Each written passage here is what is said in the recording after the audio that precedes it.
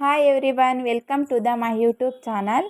ನಾನಿವತ್ತು ತುಂಬ ಸಿಂಪಲ್ಲಾಗಿ ಮತ್ತು ಟೇಸ್ಟಿಯಾಗಿ ಪಲಾವನ್ನು ಹೇಗೆ ಮಾಡೋದು ಅಂತ ನಿಮಗೆ ತೋರಿಸ್ತಾ ಇದ್ದೀನಿ. ಇಲ್ಲಿ ಪಲಾವ್ನ ಮಾಡೋದಕ್ಕೆ ನಾನು ಅಂಗಡಿಯಲ್ಲಿ ಸಿಗ್ತಕ್ಕಂಥ ಯಾವುದೇ ಮಸಾಲೆ ಐಟಮ್ನ ಯೂಸ್ ಮಾಡಿಲ್ಲ. ಮನೇಲೇ ಇರ್ತಕ್ಕಂಥ ಮಸಾಲೆ ಐಟಮ್ನ ಯೂಸ್ ಮಾಡಿ ಪಲಾವ್ನ ಹೇಗೆ ಮಾಡೋದು ಅಂತ ತೋರಿಸ್ಕೊಡ್ತಾ ಇದ್ದೀನಿ. ಬನ್ನಿ, ಪಲಾವ್ ಮೊದಲಿಗೆ ಹೇಗೆ ಮಾಡೋದು ನೋಡೋಣ ಬನ್ನಿ. ನಾನಿಲ್ಲಿ ಕುಕ್ಕರಲ್ಲಿ ಪಲಾವ್ನ ಮಾಡ್ತಾಯಿದ್ದೀನಿ. ಅದಕ್ಕೋಸ್ಕರ ಕುಕ್ಕರ್ನ ಕಾದ ನಂತರ ಇಲ್ಲಿ 100 ಗ್ರಾಮ್ ಆಯಿಲನ್ನು ಹಾಕ್ಕೊಂಡಿದ್ದೀನಿ. ಆಯಿಲ್ ಹಾಕ್ಕೊಂಡ್ಮೇಲೆ ಏನು ಮಸಾಲ ಸ್ಪೈಸಸ್ ಇದೆಯೋ ಅದನ್ನು ಕೂಡ ಹಾಕ್ಕೊಂಡು ಚೆನ್ನಾಗಿ ಸ್ಪೈಸಸ್ ಎಲ್ಲ ರೋಸ್ಟ್ ಆದ ನಂತರ ನಾನಿಲ್ಲಿ 2 ಗೆಡ್ಡೆ ಈರುಳ್ಳಿನ ಉದ್ದಕ್ಕೆ ಹೆಚ್ಕೊಂಡಿದ್ದೀನಿ.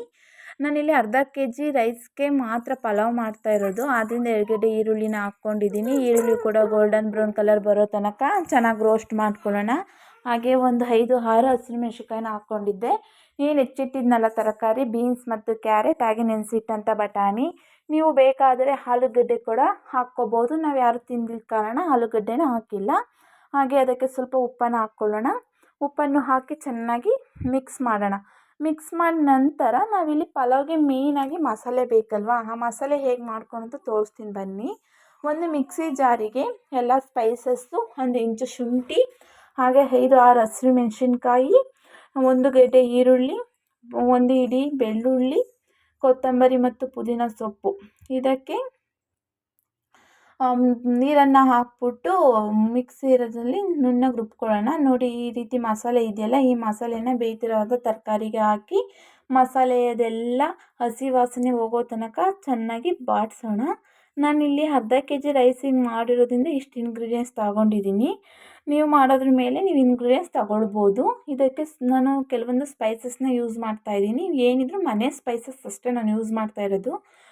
ಮೊದಲಿಗೆ ಧನಿಯಾದ ಪುಡಿ, ನಂತರ ಖಾರದ ಪುಡಿ. ನಾನು ಹಸಿರುಮೆಣ್ಸಿನ್ಕಾಯಿ ಹಾಕಿರೋ ಕಾರಣದಿಂದ ಒಂದು ಅರ್ಧ ಟೇಬಲ್ ಸ್ಪೂನ್ ಖಾರದ ಪುಡಿ, 1 ಟೀ ಸ್ಪೂನಷ್ಟು ಅರಿಶಿಣದ ಪುಡಿ. ಈ ಮೂರನ್ನೂ ಕೂಡ ಹಸಿ ವಾಸನೆ ಹೋಗೋ ತನಕ ಚೆನ್ನಾಗಿ ಬಾಡಿಸ್ಕೊಳ್ಳೋಣ. ನಾನಿಲ್ಲಿ 2 ಗ್ಲಾಸ್ ಅಕ್ಕಿ ತೊಗೊಂಡಿರೋದು, ಆದ್ದರಿಂದ ಇಲ್ಲಿ 4 ಗ್ಲಾಸನ್ನು ನೀರನ್ನು ಹಾಕ್ಕೊಳ್ತೀನಿ. 4 ಗ್ಲಾಸ್ ನೀರನ್ನು ಹಾಕ್ಕೊಂಡು ನಂತರ ಅದಕ್ಕೆ ರುಚಿಗೆ ತಕ್ಕಷ್ಟು ಉಪ್ಪನ್ನು ಕೂಡ ಹಾಕ್ಕೊಳ್ತೀನಿ.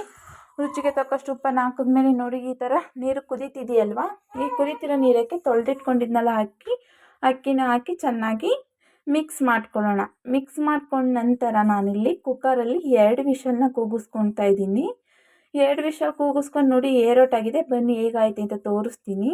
ನೋಡಿ, ಪಲಾವ್ ಸ್ವಲ್ಪನೂ ಮೆತ್ತಗಾಗಿಲ್ಲ, ಎಷ್ಟು ಬಿಡಿ ಬಿಡಿಯಾಗಿ ಬಂದಿದೆ. ನೋಡ್ತಾ ಇದ್ರೇ ಗೊತ್ತಾಗುತ್ತೆ. ನೀವು ಕೂಡ ನಿಮ್ಮ ಮನೆಯಲ್ಲಿ ಈ ರೀತಿ ಪಲಾವನ್ನ ಮಾಡ್ಕೊಂಡು ತಿನ್ನಿ. ನಿಜವಾಗ್ಲೂ ತುಂಬ ಸೂಪರಾಗಿ ಬಂದಿತ್ತು. ಪಲಾವನ್ನ ಮಾಡ್ಕೊಂಡು ತಿನ್ನಿ. ಅದೇ ರೀತಿ ನನ್ನ ವಿಡಿಯೋ ನಿಮಗೆ ಇಷ್ಟ ಆಗಿದ್ದರೆ ನನ್ನ ಯೂಟ್ಯೂಬ್ ಚಾನಲ್ನ ಮೇಲೆ ಕಾಣ್ತಿರೋವಂಥ ಬೆಲ್ ಬಟನ್ ಅಮುಕಿ ಸಬ್ಸ್ಕ್ರೈಬ್ ಮಾಡ್ಕೊಳ್ಳಿ.